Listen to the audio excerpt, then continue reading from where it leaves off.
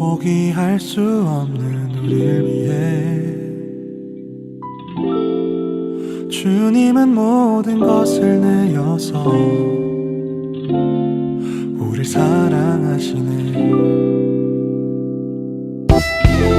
우리가 사랑을 거저 받았으니 우리도 가진 모든 것을 나누며 살겠네. 우리에게 사랑이 더 부어질수록 우릴 통해 흘러가는 사랑도 더 커지길, 아버지의 사랑을 비추는 거울이 되어 세상 가운데 소망을 보여주는 사람이 되길.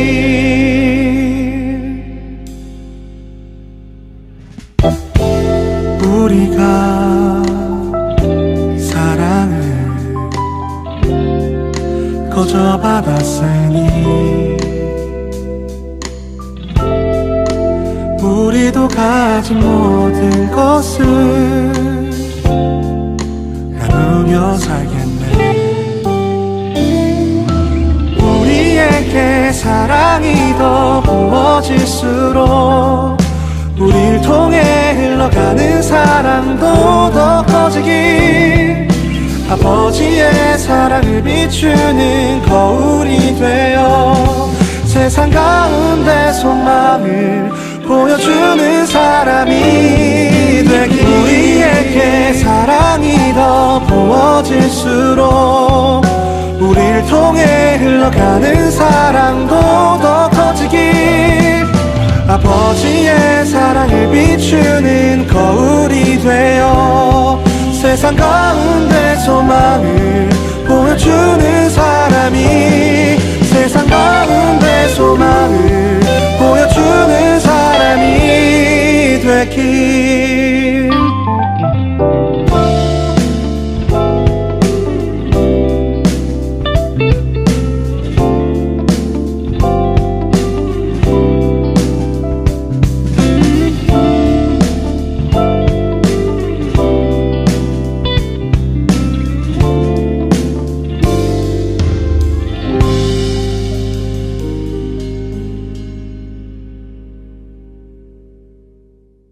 마가복음 9장 50절 같이 봅니다. 소금은 좋은 것이로되 만일 소금이 그 맛을 잃으면 무엇으로 이를 짜게 하리요. 너희 속에 소금을 두고 서로 화목하라 하시니라. 아멘. 이 소금이라고 하는 게 뭘까? 이 소금이라고 하는 게 소금을 두고 서로 화목하라 했으니까 소금 두고 화목해야 되겠죠. 소금 뿌리면 안 되고, 사람한테 소금 뿌리면 우리나라에서는 좀 안 좋은 의미가 되는데, 소금을 뿌리면 안 되고, 그 골로새 4장 6절의 말씀에서도 이런 말씀이 있어요. 너희 말을 항상 은혜 가운데서 소금으로 맛을 냄과 같이 하라. 그리하면 각 사람에게 마땅히 대답할 것을 알리라. 이렇게 나와 있어요. 너희 말을 항상 은혜 가운데서 소금으로 맛을 냄과 같이 하라. 그러니까 말하고 소금하고 좀 같이 나오는 걸 볼 수가 있죠. 말하고 소금하고 같이.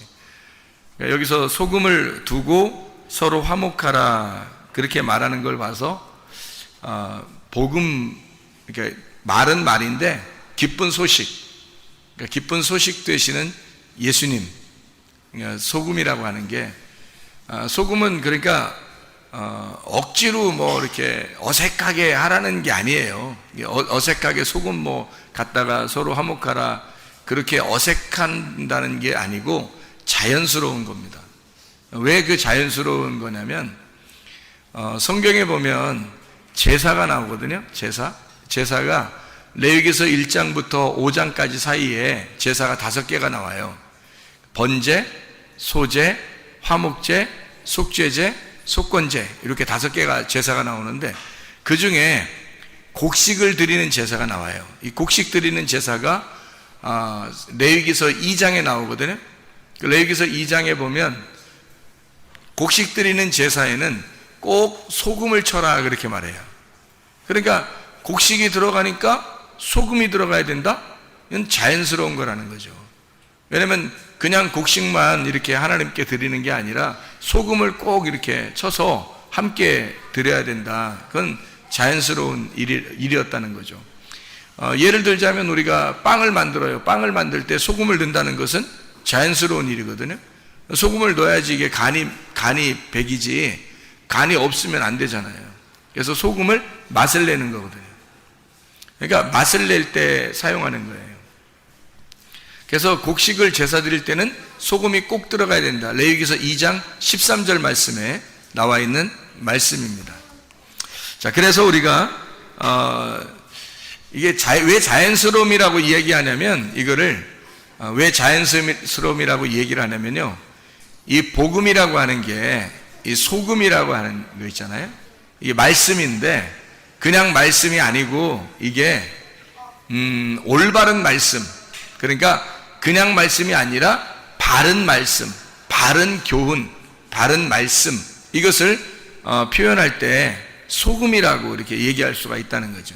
그러니까 그냥 말씀이 아니라 소금을 두고 서로 화목하라는 말은 그냥 아무렇게나 말하면 서로 뭐 화목한다 그런 말이 아니라 복음이라고 하는 좋은 말씀, 바른 말씀을 갖다가 서로 증거해서 그 바른 말씀으로 한 마음이 들 때만 그때 서로 화목하게 될 수 있으니까, 하나님 안에서 화목한 것을 얘기하는 거니까 소금을 두고 화목하라 그렇게 이야기를 하는 거죠. 그래서 소금이라고 하는 게 자연스러움이다. 왜? 하나님께 제사를 드릴 때는 곡식을 드릴 때는 꼭 소금을 쳐야 된다라는 것을 이야기했듯이, 하나님도 소금이라는 게 자연스럽게 들어가야 된다는 것을 이야기하는 거죠. 이렇게 자연스럽게 예배를 드릴 때 소금이 들어가야 된다라고 하는 게 억지가 아니라는 거예요. 억지가 아니니까 우리는 이게 어색하고 뭐 힘들고 어렵고 그런 말씀들이 아니라는 거죠. 그러니까 말씀이, 복음의 말씀이 사실 우리에게는 훨씬 그걸 알려고 하는 사람, 간절한 마음을 가진 사람에게는 굉장히 자연스러운 말씀이라는 거죠. 그러니까 상식적으로 이게 통하는 말씀이라는 거예요. 비상식적인 게 아니죠. 하나님은 이 자연을 우리에게 다 주시고 이걸 비상식적으로 주신 게 아니라 상식적으로 주셨어요. 그래서 우리가 상식이 통하는 세상에서 살고 있다고. 우리가 이 자연을 보면 자연스러움, 그래서 자연스럽다 할 때 자연이란 말이에요. 그래서 사람이 자연스러운 거예요. 소금이 있다고 하는 건 자연스러움입니다. 하나님의 복음이라고 하는 건요, 우리 인간들이 하나님을 바라보려고 하는 사람들은 자연스러운 거예요. 근데 하나님 바라보려고 하지 않은 사람들은 그게 어색한 거예요. 억지가 되는 거죠. 근데 하나님 바라보려고 하는 사람은 자연스러움이 된다. 그 곡식으로 예배를 드린 사람이 있어요. 누굴까요? 가인입니다. 가인이 곡식으로 예배를 드렸어요. 하나님 받아줬어요? 안 받아줬어요? 안 받아줬어요. 아벨이 드린 거는 받았어요? 안 받아줬어요? 받아줬어요. 아벨이 드린 거는 받아줬고 가인이 드린 건 안 받아줬어요. 왜 안 받아줬을까? 가인이 드린 걸? 소금이 안 들어가서 그런 거예요. 소금이. 그러니까 하나님은 원래부터 이 소금이라고 하는 것을, 원래 하나님은 소금을 넣고 하나님 앞에 드리기를 원했던 거예요. 그러니까 소금이 없이 곡식을 드린 거예요. 그게 이제 우리가 어떻게 그걸 알 수 있냐? 뭘 어떻게 알아요? 레위기 2장 13절에 보면 나오는 거지. 레위기 2장 13절에 보면 그 어린 양을 드릴 때는 그 피가 같이 드려야 되고요. 곡식을 드릴 때는 소금을 같이 드려야 되는 거예요. 그게 자연스러움이라는 거예요. 하나님의 입장에서는 자연스러운 걸 받는 거예요. 그죠? 그래서 아벨은 자연스럽게 어린 양을 드릴 때 피를 드린 거고 함께, 곡식을 드리는 가인에게서는 자연스러운 게 뭐예요? 소금을 같이 드려야 되는 거예요. 그래야 하나님이 받아주시는 걸. 레위기상 13절에 나와 있는 얘기니까 그러니까 아는 거지. 성경에서 써놓은 거니까 아는 거죠. 뭐 사람이 얘기하는 거 아니잖아요. 우리가 그냥 추측을 하는 거 아니잖아요. 성경에 써 있으니까 그걸 아는 거란 말이에요. 그 아담이라고 하는 사람이 원래 농사 졌어요, 안 졌어요? 농사 졌어요. 근데 에덴 동산에서 농사 졌는데 농사를 져본 적이 있어요, 없어요? 성경 그 창세기 2장에 아담이 만들어지거든요. 창세기 2장에 그리고서 2장에 아담을 왜 만들었다고 나와요? 창세기 2장 5절에 농사하게 하려고 아담을 만들었다는 거예요. 농사라는 게 아바드고 그게 아바드가 예배 드린다는 거거든요. 그러니까 예배 드리려고 아담을 만들었는 거예요. 그러면 창세기 2장에 아담이 예배 드려본 적이 있나요? 농사를 지어본 적이 있나요? 아무것도 안 맞는 거예요. 그래서 이게 아무것도 안 하고 가만히 있으니까 하나님이 하와를 만들어서 선악과를 먹으라는 거예요. 그러면은 하와를 만들어서 기껏 너를 도와줄 거야 그러면서 돕는 배필을 만들어서 너를 도와줄 거야 해서 만들어 놨더니 기껏 선악과를 먹게 만들어요. 그러면 거기서 2장과 3장에서 아담이 농사를 지은 것이 있냐고요? 없어요. 농사 짓는 게 뭐였냐면 선악과 따먹는 게 농사 짓는 거였어요. 그러니까 누구를 통해서 선악과를 먹은 거예요? 하와를 통해서, 자기 아내를 통해서 선악과를 먹은 게 그에게는 농사고 그게 예배였단 말이에요. 그러니까 예배를 드렸는데 그게 뭘 먹었다고요? 선악과를 먹었다고요. 그러니까 예배를 드리는데 뭘 먹어야 되냐면 생명나무를 먹어야 되는 거거든요. 생명나무를 먹어야 되는데 예배가 잘못된 거란 말이죠. 그러니까 아담과 하와가 예배가 잘못된 거예요. 선악과 먹은 거니까. 생명나무를 먹어야 되는데 선악과를 먹어버렸잖아요. 그러니까 잘못된 거라고. 근데 하나님은 그 잘못된 아담과 하와를 위해서 주님이 오셔가지고 그 대신 그 쓴물을 빨아들이고 자기가 죽으시고 그리고 그들에게 단물로 주시려고 구원을 주시려고 하는 하나님의 계획이니까 그들을 용납한 거예요. 받아들인 거라는 거죠. 예배는 실패한 거예요. 아담과 하와가 창세기 3장에 예배가 실패한 거예요. 그들에게 농사지라고 만들어놨더니 그들이 농사진 것도 없어요. 예배 드려본 적이 없어요. 기껏 한 게 다 선악과 먹은 거예요. 하와를 만들어줘 도와주라 했더니 선악과 먹자 한 거예요. 그러니까 아무것도 한 게 없고 우리가 성경을 보니까 선악과 먹은 것밖에 농사진 게 없더라는 거예요. 그러면 어떻게 선악과를 먹게 됐어요? 누구 때문에? 하와 때문에. 그러면 하와가 먹었을 때 하나님이 하와한테 나타났어요? 아니면 아담이 먹었을 때 나타났어요? 아담이 먹었을 때 나타나요. 그럼 처음부터 하와가 먹을 때부터 막아놓으면 되잖아요, 하나님이. 근데 안 막는단 말이에요. 그냥 하와가 먹고 자기가 그리고 아담에게 먹게 하니까 그때 하나님이 나타나신단 말이죠. 어떻다는 거예요? 뭐 했다는 거예요? 어떻게 한 거예요? 선악과를 먹은 게 예배라고 그랬어요. 선악과를 먹은 게. 왜냐면 아담과 하와는 선악과를 먹어본 적이 없어요. 그 전에 먹어본 적이 없어요. 먹어본 적이 없다가 선악과를 먹으면서 드디어 자기들을 발견한 거예요. 그러니까 하나님은 그걸 원한 거죠. 그런데 그냥 먹었어요? 누가 먹여줬어요? 누가 먹으라고 했어요? 먹으라고 했어요. 하와는 누가 먹으라고 했어요? 뱀이 먹으라고 했어요. 뱀은 어떻게 보면 어디에 갑자기 어디서 나타난 거예요? 땅에서 갑자기 어디서 나타났어요, 그죠? 어디에 있던 거예요, 뱀이? 선악과를 먹으라고 선악과를 쳐다보면서 얘기해 준 뱀이에요. 그러면 선악과는 어디에 있었던 거예요? 선악과는 창세기 2장에 보면 어디에 있어요? 어디 중앙에 있다 그러잖아요. 어디 중앙? 에덴 동산 중앙에 있는 거죠. 에덴 동산 중앙에 선악과가 있었는데 그 선악과를 먹으라고 뱀이 선악과 밑에서 나타난 거예요. 그러면 뱀은 어디에 있었던 거예요? 예, 에덴 동산이라는 성전에 선악과에 같이 있었던 거죠. 뱀이. 그렇죠? 예. 그러니까 우리가 그 뱀이라고 하는 걸 너무 이렇게 악하게만 보지 말라겠어요. 뱀이 뭔가 우리에게 가르쳐 주는 게 있다 그랬어요. 그래서 뱀을 나하시라고 그래요. 가르치는 자입니다. 가르치는 자. 뱀은 슬기로우면서 가르치는 자예요. 우리에게 뱀을 통해서 우리에게 가르쳐 주려고 했던 거예요. 하와에게 하와가 몰랐으니까, 하와가 그 하나님에 대한 약속을 몰랐으니까 뱀이 와서 가르쳐 주는 거예요. 그래서 하와가 먹게 된 거고, 그가 아담에게 이제 먹게 해준 거거든요. 그러면 결국 아담이 먹게 된 건 누구 때문에 먹었냐면 하와 때문에 먹은 거예요. 하와는 뱀 때문에 먹었지만 결국 하와가 먹었을 때는 하나님이 나타나지도 않았어요. 그건 죄 취급도 안 했어. 하와하고 얘기한 게 아니거든. 하나님은 아담하고 얘기했었거든요. 처음에 약속을 아담하고 했으니까 하와가 먹었을 때 나타나지도 않아요. 근데 아담이 먹었을 때는 약속을 어긴 거니까, 그러니까 아담이 먹었을 때는 나타났죠. 자, 보세요. 아담이 먹은 것은 누구 때문에 먹었어요? 하와 때문에. 하와 때문에 먹었다고 하는 것은 지금 아담이 선악과를 먹어야 한다는 것은 성경에서 정해진 거란 말이에요. 성경에서 창세기서에 선악과를 먹은 것이 정해져야 요한계시록의 생명나무를 먹게 돼 있어요. 그리스도를. 그래서 선악과를 먹는 것이 정해진 하나님의 그 순서였단 말이에요. 하나님의 계획, 질서인데 그 선악과를 먹어야 되는데 그 먹는 것이 하나님의 계획이었다면 선악과를 먹는 게 아담으로서는 최고의 일이란 말이에요. 그게 최고의 노동이고 그게 최고의 농사, 그것이 예배란 말이에요.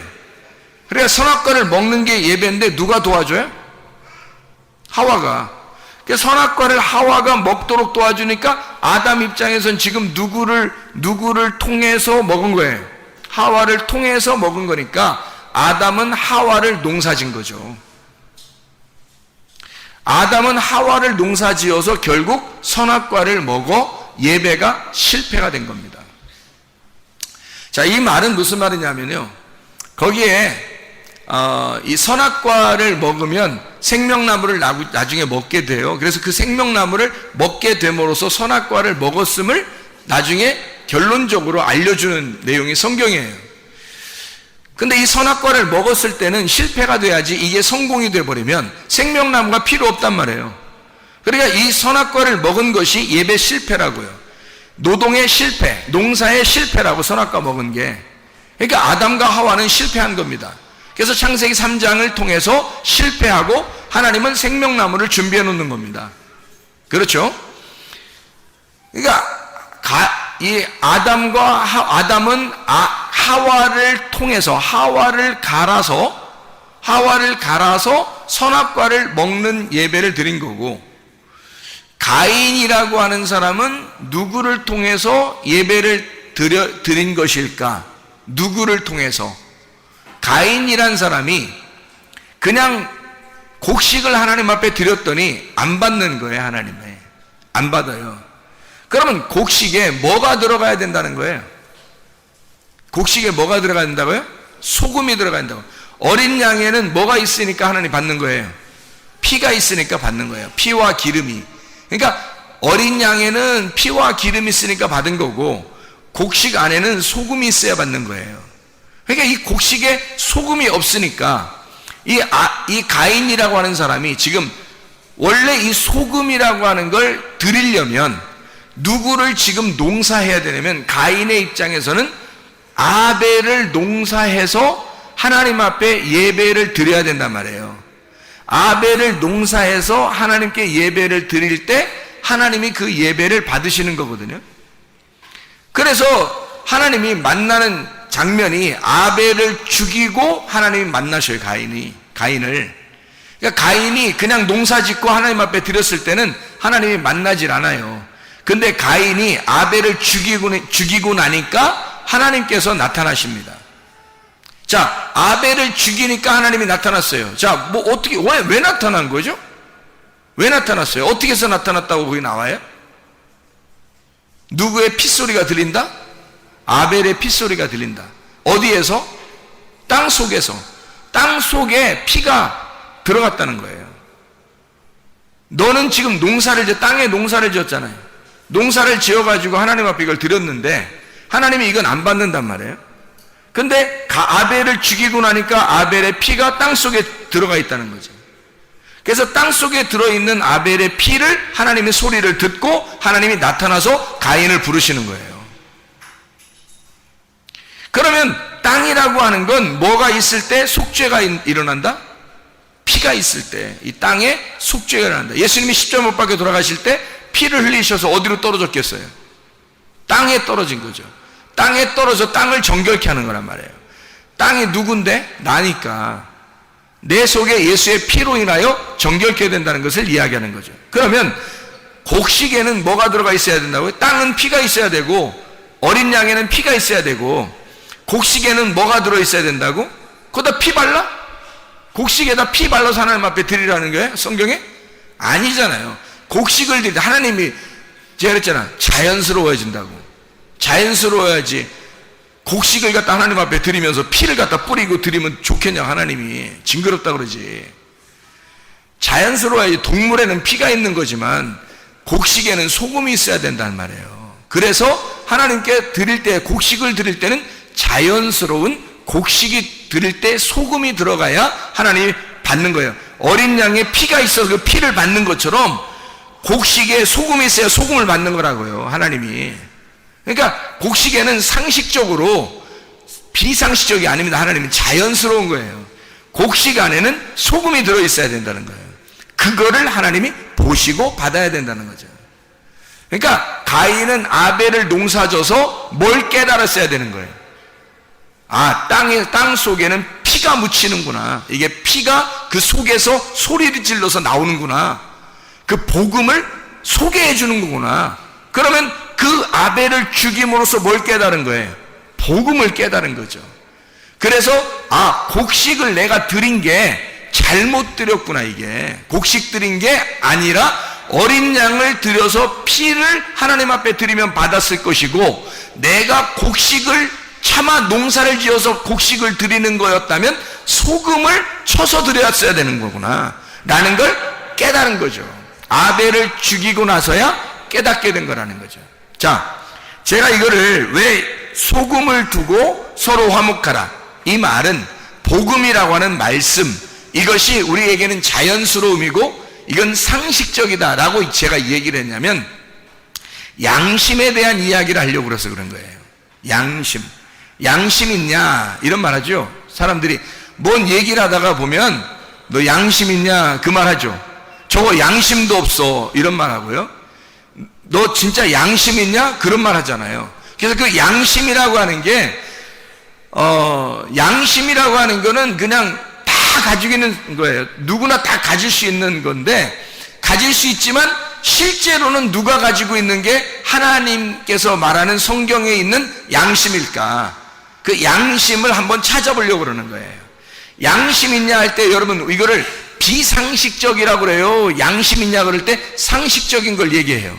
상식적인 걸 얘기하는 거예요. 너 양심 있냐 그럴 때는 야, 보편적으로 상식적으로 이렇게 하는 거야 라고 얘기할 때 너 양심 있냐 그렇게 하지, 이 전 지구상에 한 명만 하는 걸 갖다가 너 양심 있냐 그렇게 말하면 안 되는 거지. 전 지구상에 아무도 그렇게 하는 사람이 없는데 한 명만 딱 그래. 그럼 그걸 양심적이라고 말할 수는 없는 거죠. 모든 사람이 똑같이 생각하고 있는 거를 양심이라 그러는 거죠. 상식적이라는 얘기예요. 그 말은 자연스럽고 상식적이라는 얘기입니다. 하나님은 우리에게 비상식적인 분이 아니십니다. 무질서한 하나님이 아니십니다. 하나님은 완전히 자유하시고 자연스러우신 분이에요. 그래서 우리에게 억지로 어색하게 하나님을 섬기고 어색하게 이렇게 하라고 하지 않어요. 그건 율법이에요. 그건 너희들이 스스로 만든 율법이고 거기에 너희가 갇혀 있는 거지, 그 안에서 뭘 발견해야 되냐면 양심을 발견해야 된다는 것입니다.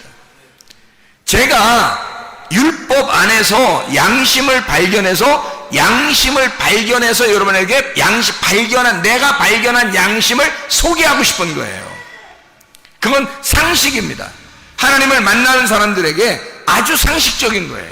자연스럽고. 그래서 그 양심에 대한 이야기를 여러분에게 성경 몇 가지만 한번 찾고 같이 나누려고 하겠습니다. 요한복음 8장 9절 말씀이에요. 요한복음 8장 9절 말씀.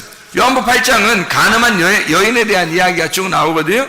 거기에 8장 9절에 이렇게 나와 있습니다.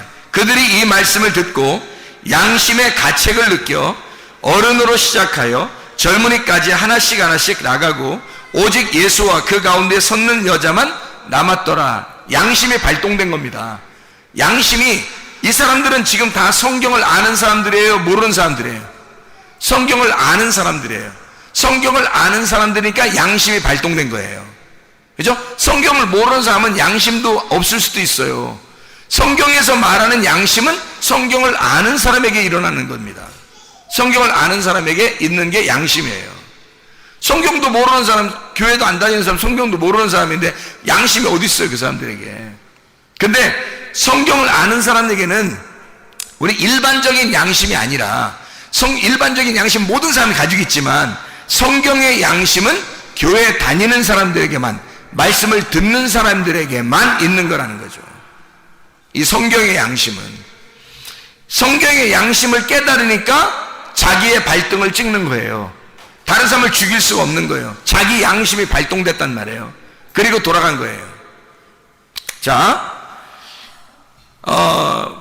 사도행전 23장 1절 말씀 봅니다. 사도행전 23장 1절 말씀, 거기에도 23장 1절, 사도행전 23장 1절 말씀 보니까 바울이 공회를 주목하여 이르되 여러분 형제들아, 오늘까지 나는 범사의 양심을 따라 하나님을 섬겼노라 그랬어요. 그냥 우리가 일반적인 양심이라 그러면 하나님을 섬긴다는 말이 안 맞죠. 양심이라는 말하고 하나님을 섬긴다는 말하고 같이 놨잖아요. 그러면 양심을 통해서 하나님을 섬겼다는 거예요. 그러면 하나님을 섬기는 것이 양심이 들어가야 섬긴다는 얘기예요. 그렇죠? 양심이 들어가야 하나님을 섬길 수 있다는 거예요. 그러면 성경의 양심은 다르다는 것이죠. 세상 일반적인 양심이 아니라는 거예요. 제가 몇 가지만 또 한번 찾아볼, 많이 안 찾을 테니까 성경 몇 가지만, 24장 16절, 사도행전 24장 16절 말씀, 이것으로 말미암아 나도 하나님과 사람에 대하여 항상 양심의 거리낌이 없기를 힘쓰나이다, 이렇게 이야기를 했죠. 자, 로마서를 가보겠습니다. 로마서 2장 15절, 로마서 2장 15절에 14절부터 보면요, 율법 없는 이방인이 본성으로 율법의 일을 행할 때에는 이 사람은 율법이 없어도 자기가 자기에게 율법이 되는데, 이런 이들은 그 양심이 증거가 되어 그 생각들이 서로 혹은 고발하며 혹은 변명하여 그 마음에 새긴 율법의 행위를 나타내느니라. 무슨 말이냐면요, 양심이라는 것이 발동되면 율법이라고 하는 것이 함께 일을 하기 시작해서 양심을 통해서 자기를 심판해버린다는 거예요. 양심이. 그러니까 일반적인 교회 안 다니는 사람도 양심이라는 일반적인 양심은 있어요. 누가 준 거예요? 다 그게? 양심이? 하나님이 주신 거예요. 하나님이 다 이방인들에게도 양심을 주셨기 때문에 그 사람들은 율법이 없어요. 율법이 없는데도 양심상 안 되는 거예요. 이게 일반적인 도덕적인 양심으로도 이게 율법이 발동된단 말이에요. 이게 하물며 교회 다니는 사람들의 율법으로 양심이 발동된다는 것은 하나님의 일하고 연결되는 거죠. 선한 양심이라 그래서 바울은 선한 양심이라고 그래서 그렇게 고백을 해요. 자, 우리 성경 로마서 9장 1절입니다. 로마서 9장 1절, 내가 그리스도 안에서 참말을 하고 거짓말을 아니하노라. 나에게 큰 근심이 있는 것과 마음에 그치지 않는 고통이 있는 것을 내 양심이 성령 안에서 나와 더불어 증언한다 그랬거든요. 성령 안에서 양심이 함께 증언한대요. 그러니까 성령과 양심이 같이 있는 것을 볼 수 있죠. 양심과 성령이 같이 있는 거예요. 예, 그러니까 이 마음은 독특하게 하나님이 주신 마음이라는 거예요. 이게 양심이라고 하는 겁니다. 자, 로마서 13장 5절 말씀이에요. 13장 5절 말씀 보면요, 그러므로 복종하지 아니할 수 없으니 진노 때문에 할 것이 아니라 양심을 따라해라, 그 말이에요. 그러니까 너 혼날 것 같아서 양심적으로 살아라는 말이 아니라 양심을 따라 그냥 행동하라는 거예요. 너 하나님의 진노가 있으니까 그렇게 복종하고 이렇게 하는 게 아니라 양심을 따라서 복종해라는 거예요. 양심적으로 복종해라, 그 말이거든요. 자, 이제 슬슬 이게 양심이 좀 가까워지고 있습니다. 디모데전서 1장 5절 말씀입니다. 디모데전서 1장 5절 말씀 보면요, 1장 5절, 이 교훈의 목적은 청결한 마음과 선한 양심과 거짓이 없는 믿음에서 나오는 사랑이라. 이 교훈, 이게 바른 교훈인데요, 말씀의 바른 교훈, 복음이라 그랬죠. 그것이 청결한 마음과 선한 양심과 거짓이 없는 믿음에서 나오는 사랑이래요. 그러니까 소금이라고 하는 것은 아주 자연스럽다 그랬죠. 소금은 자연스러움을 얘기하는 거예요. 소금을 맛을 이렇게 딱 이렇게 집어넣잖아요. 그러면 소금은 온데간데 없어요. 그 소금이 어디로 들어가 있어요? 예, 배추나 이런 거 절일 때 소금을 갖다 이렇게 집어넣잖아요. 그러면 배추 절일 때 소금 집어넣어 어느 날 소금을 찾으면 소금이 있어요, 없어요? 못 찾죠. 뭐만 있어요? 배추만 있어요. 그 김치가 돼 있어요. 그러니까 이게 소금이 그 안에 들어가 있는 거예요. 소금이 그 안에 들어가 있어요. 그러니까 이 속에 들어가서 자기 소금이 죽음으로써 배추를 살려버린 거예요. 배추의 맛을 살려버린 거란 말이에요. 그러니까 이것은 소금이 들어가고 거기서 죽고 그 속에서 맛을 내는 건 자연스러운 일이었단 말이에요. 소금을 집어넣는 자체가 자연스러움이었단 말이에요. 그러니까 이 양심이라고 하는 게 억지로 하는 게 아니라고. 이게 하나님이 우리에게 주신 양심은 억지로 하나님의 일을 하고 억지로 하나님 바라보고 예배드리고 이러라는 게 아니에요. 이것은 소금을 치는 것과 같은 거라는 거야. 소금을 치는 것과 같이 이렇게 자연스러운 복음이라는 겁니다. 그러니까 이게 하나님의 사랑인 거죠. 그래서 여기서도 청결한 마음과 선한 양심과 거짓이 없는 믿음에서 나오는 사랑이래요. 그게 뭐라고요? 양심적인 거예요. 그 양심적인 건 자연스러움이고 자연스러운 건 소금이고 그건 복음이라는 거예요. 그래서 그 복음이라고 하는 양심이 우리의 속에 들어오는 것은 자연스럽게 하나님이 우리에게 주시려고 하는 소금과 같다는 거예요. 자, 또 봅니다. 디모데전서 1장 19절 말씀이에요. 믿음과 착한 양심을 가져라. 어떤 이들은 이 양심을 버렸고 그 믿음에 관하여는 파선하였느니라. 아유, 양심도 깨질 수가 있네요. 양심도 깨질 수가 있어요. 그러니까 믿음과 착한 양심이 같이 나오죠. 그럼 믿음하고 양심이라는 게 같이 활동하는 거라는 거예요. 그러면 착한 양심, 선한 양심, 착한 양심이라고 하는 건 믿음하고 함께 공존해서 일을 하는 거라는 거예요. 그럼 여러분이 믿음이 있다 그러면 반드시 뭐가 있어야 된다는 거예요? 착한 양심이 있어야 된다는 거죠. 그러니까 사람들이 가지고 있는 양심적으로 해, 그건 뭐 당연히 있어야 되는 거고. 자, 남편이 아내에게 대할 때 양심적으로 대해야 되겠죠. 아내가 남편을 대할 때 양심적으로 대해야 되겠죠. 그 양심보다 훨씬 더 중요한 성경 기절이 착한 양심이에요. 그런데 이 착한 양심은 뭐하고 함께 일한다고요? 믿음하고 함께 일한다고요. 그러니까 그냥 착하게 양심으로 대하는 게 아니라 착한 양심으로 대하고 착한 양심은 믿음과 함께 대하라는 거예요. 그것이 하나님의 양심이라는 거예요. 우리의 양심이 아니고. 그러니까 우리 양심을 얘기하려고 성경을 썼겠냐고. 너 양심적으로 살아라고. 그게 아니라 양심적인 건 하나님이 주신 건데 그 하나님이 주신 이것은 소금과 같이 자연스럽게 흘러 들어와야 된다는 거지, 우리한테. 이것이. 근데 그게 믿음과 함께 들어오는 거라는 거죠. 그게 착한 양심이라고 하는 겁니다. 자, 디모데전서 3장 9절 말씀입니다. 깨끗한 양심에 믿음의 비밀을 가진 자라야 할지니. 감독이 그렇고 집사가 그래요. 이게 어떤 사람이냐면 감독이나 집사는 교회에서 깨끗한 양심에 믿음의 비밀을 가지고 있어야 된다는 거예요.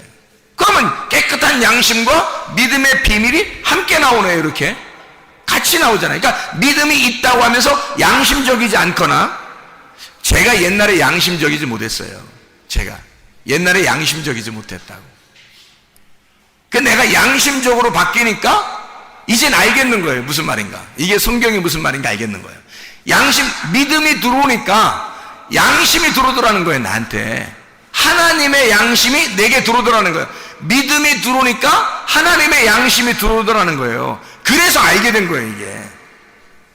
저는 양심적이지 않았습니다. 일부러도 양심적이지 않게 생활하려고 한 적도 많았어요. 그러면서도 나 예수님 믿었으니까 천국은 어느 날 가겠지, 이렇게 비양심적으로 또 생각도 했어요. 그렇게 살던 사람인데 믿음을 갖게 되니까, 은혜를 받아 회개하고 믿음을 갖게 되니까 양심이 들어오더라는 거예요. 나도 모르게 착한 양심이 들어오더라는 거예요. 그러니까 이 속에서 바뀌어 있는 거예요. 뭔가 달라요. 뭔가 이상하게 달라진 거야. 내가 나를 봐도 달라진 것 같고, 주님 앞에 이렇게 교제해도 다르고요. 그 주님과 교제하는 게 뭘로 교제하겠어? 말씀으로 교제하는 거죠. 달라요, 이상하게. 그러니까 믿음과 양심이 함께 있더라는 얘기입니다.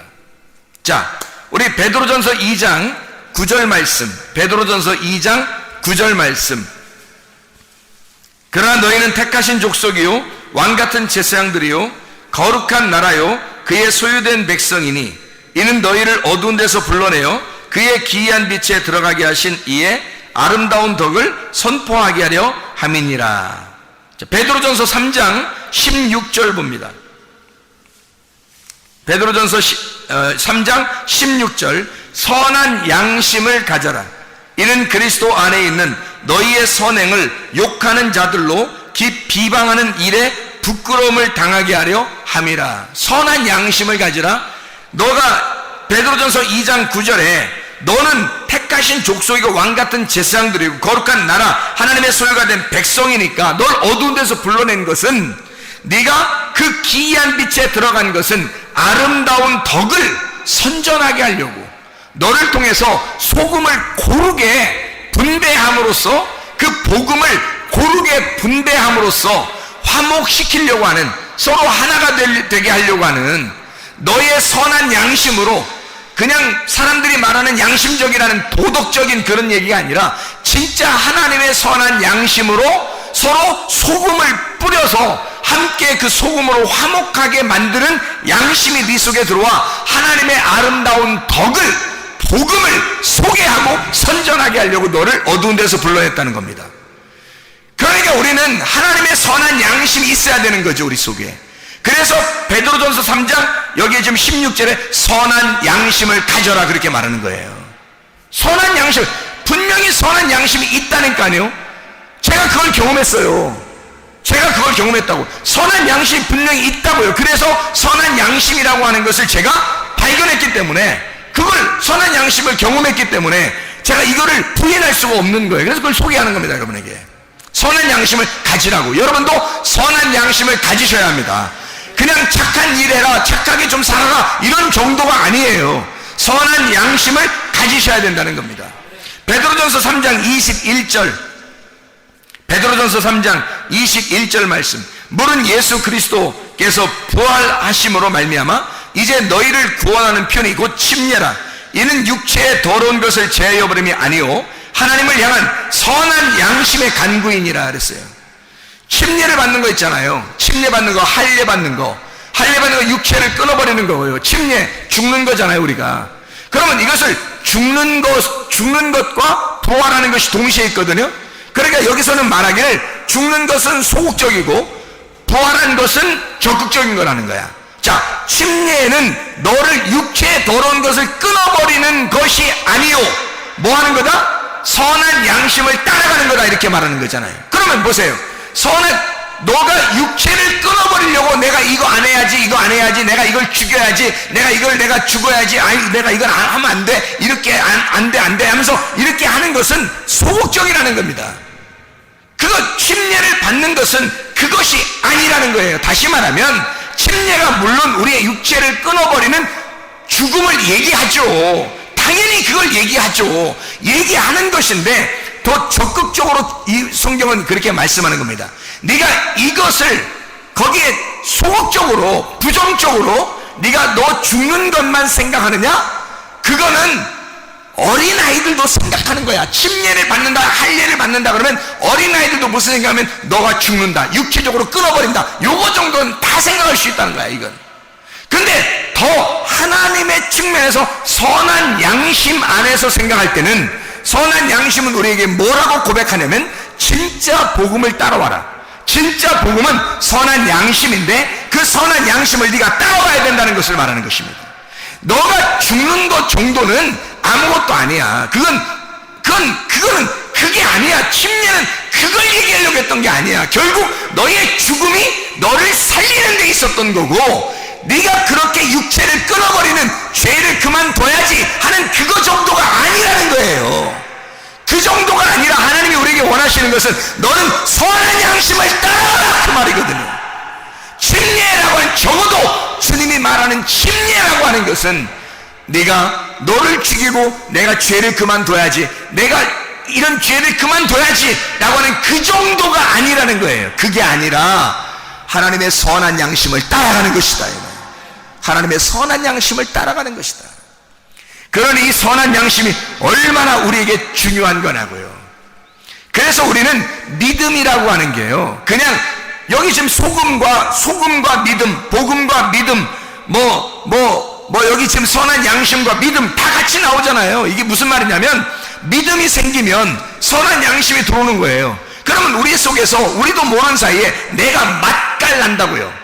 이상하게 자기 자신이 맛깔나니까 자부심이 생기는 거예요. 자존감. 나는 자존감이 그렇게 많이 있었던 사람이 아니에요. 나를 바라보니까 자존감이 그렇게 많이 있었던 사람이 아닌데, 하나님의 말씀을 통해서 복음이 들어오니까, 선한 양심이 나를 막 파고 들어오니까, 소금이 막 골고루 나에게 맛을 내고 맛깔나는 사람이 되니까 내가 나를 존중하게 되더라는 것입니다. 내가 나를 존중하니까 이런 범죄를 안 하는 것 정도는 우스운 거고, 하나님의 선한 양심을 따라가는 자가 되더라는 말이지. 이게 굉장한 것이더라는 거예요. 여러분도 이 하나님의 선한 양심을 만나셔야 되잖아. 믿음을 여러분 속에 가지셔야 되잖아. 그래서 선한 양심이 들어오셔야 되잖아. 그러니까 선한 양심이 뭔지를 우리가 깨달아. 이게 믿음이라는 거예요. 이게 믿음. 이게 믿음. 그러니까 그 선한 양심이 들어와야 변함없이 나를 끌고 나가는 거예요. 어느 날 하루 하는 게 아니라 계속해서 하는 게 피스피스라고 하는 믿음이에요. 그래서 성경을 믿음이라고 하는 게 뭐냐? 믿음이라는 게, 믿음 그러면 믿음이 뭐지? 막연하게 이게 소망의 예수님입니다. 소망의 예수님이 믿음이에요. 잘 생각해봐요. 히브리서 11장에 보면요, 히브리서 11장 1절부터 4절에 보면 믿음은 바라는 것들의 실상이요 보지 못하는 것들의 증거다 그랬잖아요. 그러면 바라는 것과 보지 못하는 것은 다 뭐예요? 안 보이는 거잖아요. 안 보이는 거니까 여기 지금 현실로 내가 보이는 게 아니잖아요. 보이는 게 아니, 믿음이라는 건 보이는 게 아니라는 거야. 안 보이는 거라는 거야. 그건 뭐예요? 안 보이는 거니까 소망이죠. 안 보이는 거니까. 자, 그러면 우리가 이것을 한번 찾아볼까요? 로마서 한번 8장을 한번 찾아봐요. 로마서 8장 세 가지만 한번 찾아봅시다. 로마서 8장 24절 말씀입니다. 자, 잘 들어봐요. 로마서 8장 24절. 우리가 소망으로 구원을 얻었음에 보이는 소망이 아니니 보는 것을 누가 바라리요? 생각해 보세요. 뭘로 구원받다고? 우리가 소망으로 구원받다고. 여러분, 소망이 없으면 믿음 없는 거예요. 믿음으로 우리는 구원받아야 되잖아요. 그렇죠? 믿음으로 구원받잖아. 우리가 너희가 그 은혜를 인하여 믿음으로 말미암아 구원 얻었나니, 에베소 2장 8, 9절의 말씀이죠. 그런데 여기는 지금 소망으로 구원 얻는다는 거잖아요. 보이는 것이 아니라 바라는 것을 보는 것을 누가 바라려고 그러잖아요. 안 보이니까 바라는 거예요. 안 보이니까 바라는 그것이 믿음이고, 그 믿음, 소망이라고 하는 믿음이라는 소망이 나를 구원했다는 거잖아요. 자, 생각해 보세요. 로마서 12장 12절. 로마서 12장 12절.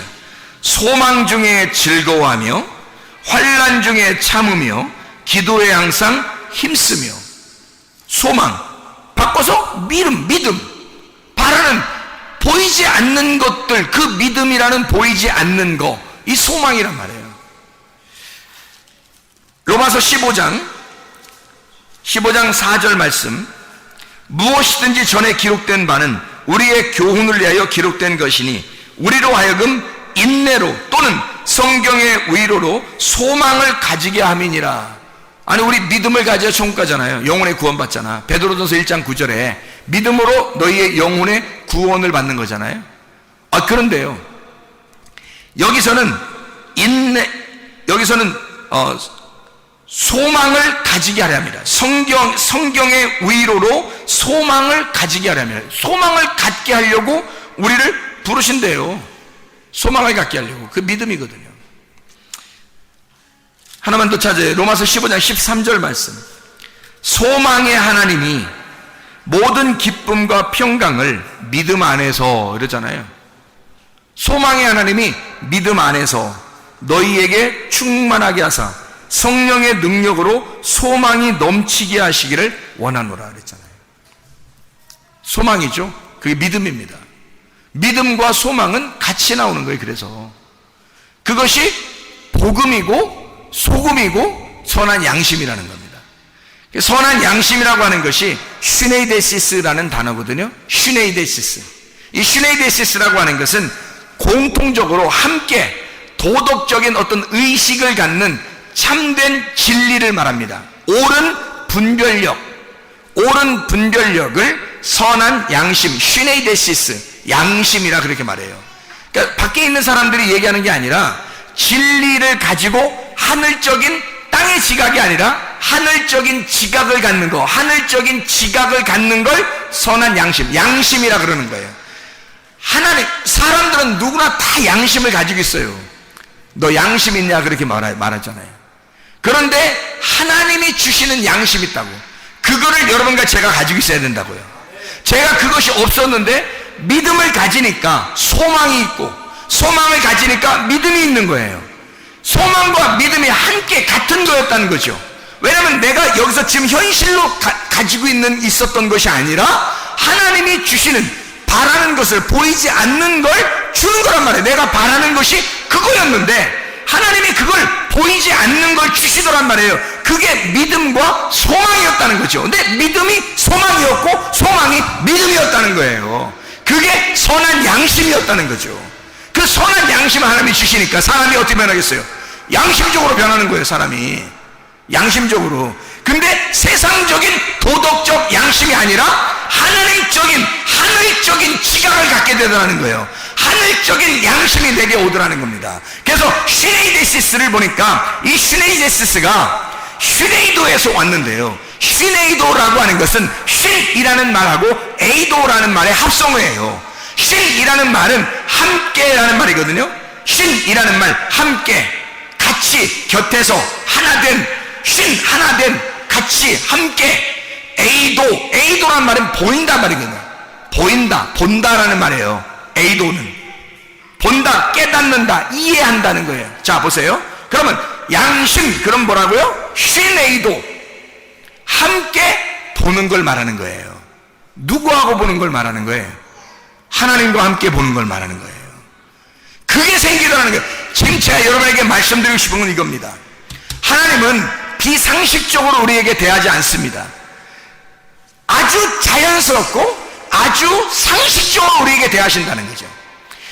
곡식에는 소금이 들어가야 하는 것처럼, 동물에는 피가 있는 것처럼 하나님이 받으시는 것도 억지로 이상한 걸 받고 그러지 않는다는 말입니다. 하나님은 그 복음의 말씀이 우리에게 선한 양심이 되어 하늘의 지각이 내려오게 하고, 그 하늘의 지각이라는 그 양심은 반드시 우리에게 뭘 알게 하느냐면 하나님과 함께 보는 눈을 주시는 거예요. 하나님과 함께 깨닫게 하는 눈을 주시는 거예요. 그게 왔다는 겁니다. 저에게. 그게 내가 회개하고 은혜를 하나님 앞에 구하니까 주님이 믿음이라는 걸 주시고 소망이라는 걸 주시더라는 말이야. 함께 뭐가 왔냐면 슈네이도라는 양심이 오더라는 거예요. 그 하나님의 상식, 하나님의 그 화목함, 그 상식이 내게 오더라는 거예요. 하나님의 보는 그 눈이 오더라는 거예요. 그래서 슈네이도, 하나님과 함께 보는 눈이 열리기 시작하는 거예요. 이 하나님의, 그러니까 이게 진리가 열리는 거예요. 옳은 진리라는 거죠. 바른 말씀, 옳은 진리가 열리는 거. 이게 선한 양심입니다. 여러분에게는 이런 양심이 있으십니까? 양심적이어야 한다. 네가 양심적이어야 한다. 네가 양심어서 상식적으로 살아봐라. 네가 자연스럽게 한번 살아봐라 이 말이야. 그리스도인이냐? 네가 자연스러우냐? 네가 진짜 하나님의 사람이냐? 너는 양심이 있느냐 이 말이야. 그리스도의 양심을 갖는 주의 백성들 다 되시길 바랍니다. 기도하겠습니다. 우리 하나님 아버지, 사랑과 은혜를 감사를 드립니다. 아버지 하나님, 우리로 하여금 하늘적 지각을 갖게 도와주시옵소서. 하나님의 놀라운 화목함을 우리에게 주셔서 소금과 같이, 소금을 두고 너희가 화목하라고 하는 그 말씀을 통해서 하나님, 우리가 양심적인 주의 사랑을 깨닫기를 소원합니다. 하나님, 우리에게 선한 양심을 허락해 주셔서 주의 마음을 깨닫게 도와주시옵소서. 주님과 함께 볼 수 있는 눈을 허락해 주시옵소서. 주님과 함께 이해하게 도와주시옵소서. 하나님의 말씀을 볼 수 있는, 하나님의 말씀을 들을 수 있는 눈과 귀가 열려지게 도와 주시옵소서. 예수 그리스도 존귀하신 이름 받들어 기도드렸사옵나이다.